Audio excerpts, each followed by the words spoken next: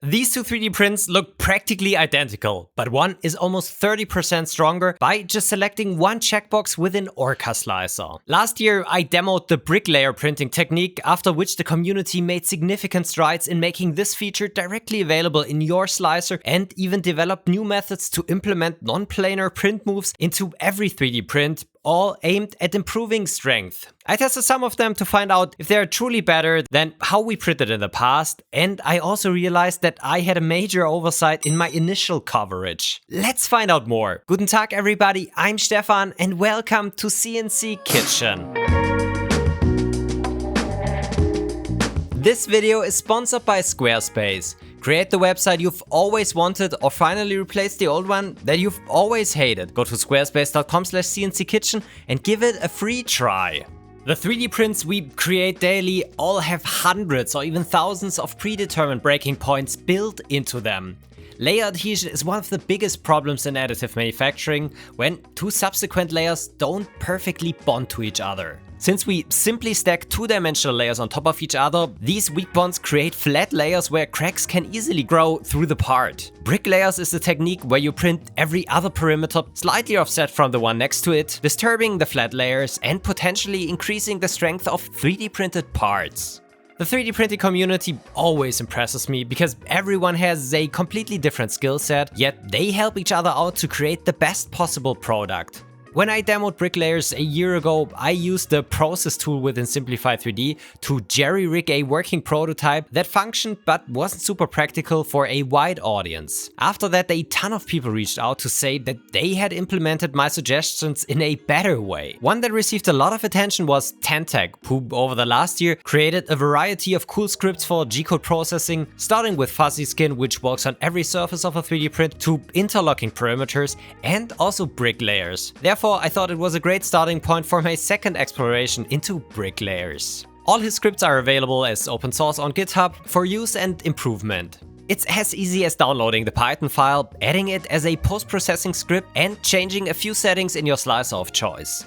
If you examine the exported G-code, you will see that every other perimeter is shifted by half a layer height, creating a brick-like structure without the hassle of custom software that I used.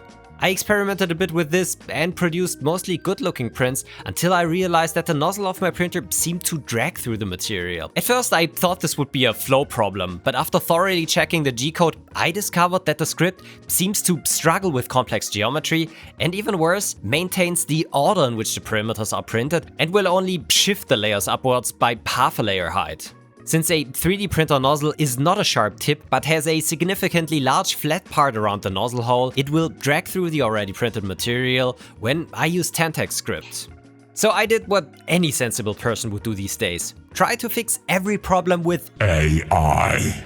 I loaded the script and a sample G-code file into ChatGPT and explained my problem. The results seemed reasonably sensible because it included a buffer to switch the order of the perimeters. I pasted the results into the existing script and to my surprise it worked. Or rather, it ran without any errors. I was impressed that rearranging the perimeters did work, but I noticed that there were some necessary travel moves missing to not screw up the perimeters. I'm sure I would have been able to fix that, but I thought I'd do the sensible thing and check the GitHub issues, because I'm sure I'm not the only one who noticed that order problem, and maybe someone already fixed the script. And lo and behold, I wasn't the only one. That thread led me to an OrcaSlicer fork that had BrickLayers directly implemented, and the feature could be activated by simply checking the staggered perimeter box in the strength settings. To be honest, this is probably what most of you would prefer rather than having to play around with scripts. This implementation works quite well and also reorders the perimeter as they're supposed to be. It's amazing what you can find if you just look for it. Okay, please excuse me, but I need to go on a quick tangent right here. That's been on my mind for a while and I'd love to hear your thoughts on it. After I made my last video, I discovered that someone actually patented the BrickLayer idea in 2022, even though, in my opinion, there was clear prior art. A huge shout out here goes to GeekDetour for covering this recently and even uncovering some old Stratasys patents that might help invalidate this one, causing some movement in the whole case. Still, as long as it stands, it means companies might hesitate to implement useful features simply out of the fear of legal trouble, even though they probably could. One reason I was able to find the OrcaSlicer implementation and so many other great ideas is because they were shared openly on something like GitHub. Not only is GitHub accessible to everyone, but just as importantly, it's searchable by Google and typically also archived. That matters a lot. Unfortunately, a ton of idea sharing and development efforts have moved away from searchable forums, GitHub or blogs onto Discord. And while Discord is great for fast-paced, real-time discussions, it's terrible for discoverability. If you're not already on the right server at the right moment, it's like the idea never existed. Even worse, it makes it nearly impossible to prove prior art when it matters, like in a patent dispute. I'm not saying don't use Discord. I am saying if you come up with something cool and want to make sure that it remains freely available, make sure to share it somewhere that's archived and searchable. Post it on GitHub, make a quick video about it like TenTech did, or write it up on your own website. Just put it somewhere that future you or someone else can actually find it. And this is also a perfect spot to talk about today's video sponsor, Squarespace, because they're simply the best place to create a beautiful web presence and one of the easiest too. I've been using them for years for my own business to reach an audience that prefers written articles over videos. Plus, it's a central place to find our worldwide product resellers and our online shop. Getting started is super simple. Just head to squarespace.com/cnckitchen and choose one of their beautiful templates to customize. Or try out their new Blueprint AI, which builds a unique site for you based on just a few questions. It even pre-fills content to help get things rolling. Adding content or keeping your site up to date is just as easy thanks to their Fluid engine. Honestly, it's even easier than making a PowerPoint, and it looks way better at the end. Squarespace is not only affordable, but also incredibly versatile and scalable. Start with a blog or a portfolio, and as your needs grow, add a webshop to sell your digital or physical products, or even create members-only areas and online courses. And no coding or website knowledge is needed for all of this. Just your vision, and Squarespace will help you bring it to life. Try it out for free at squarespace.com/cnckitchen, and when you're ready to launch, use code cnckitchen at checkout to get 10% off your first website or domain purchase. Whether you want a personal site, a design portfolio, or a store to sell your creations, Squarespace makes it happen. So create the site you've always wanted, or replace your old one that you've always hated. Head to squarespace.com/cnckitchen and use code cnckitchen at checkout to get started.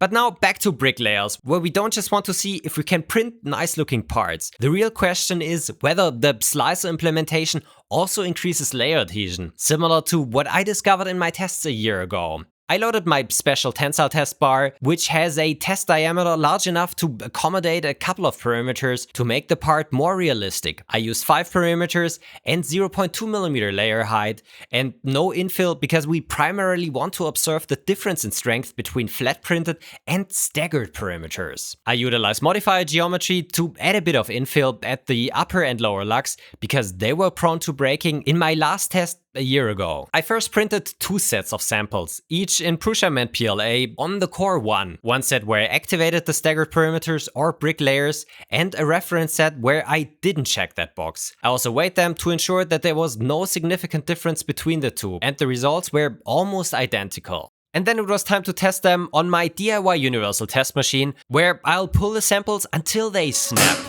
The reference samples failed at an average of 1.4 kilonewton. I expected the BrickLayer strength to be at least 5 to 10% higher. Unfortunately, the results were nearly the same, 1,400 newtons on average.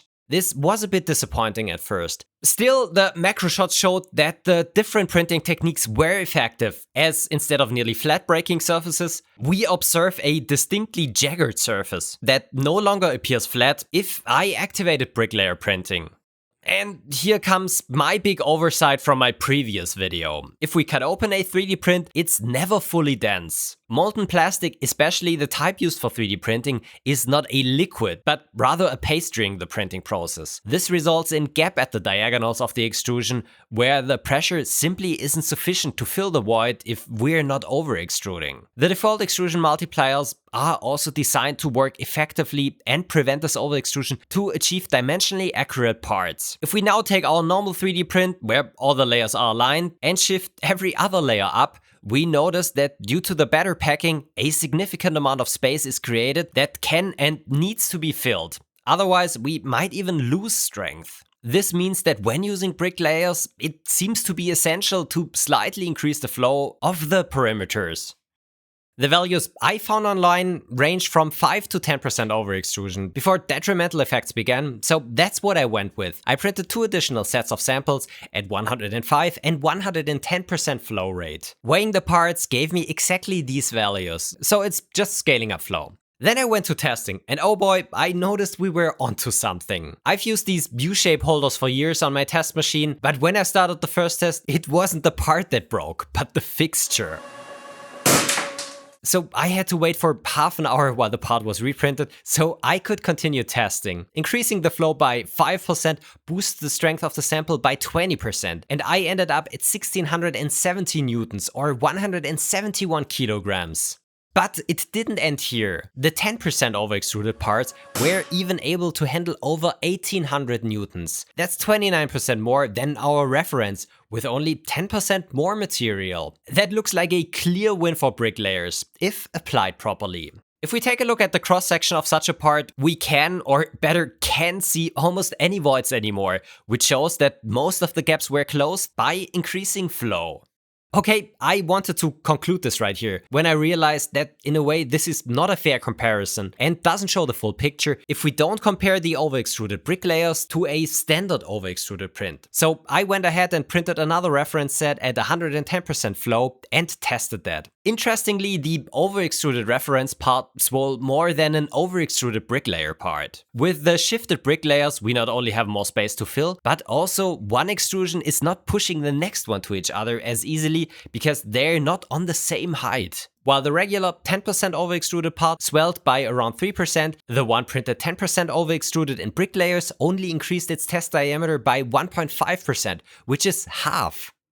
At first I felt a bit bummed when I saw the test results, because these parts were also capable of handling significantly more load than the reference. While the stock parts failed at 1400 newtons, the over-extruded ones failed at over 1700 newtons.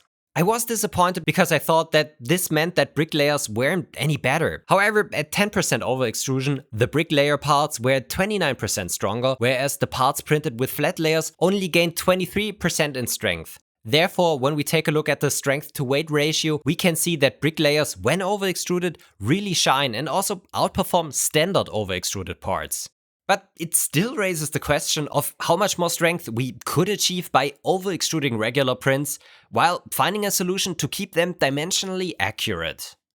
Still, brick layers show a ton of potential. Of course, the OrcaSlicer implementation is likely what many are wishing because it's easy to use, but it will require some bug fixes and should allow setting the flow of the perimeters independently from the rest of the part. However, there are some other great options available. GeekDetour made significant efforts to develop a significantly better script-based implementation compared to TenTech, which I'll probably try out next. Additionally, there's an often overlooked slicer called Kirimoto that also has brick layers implemented, calling it Interleave Z.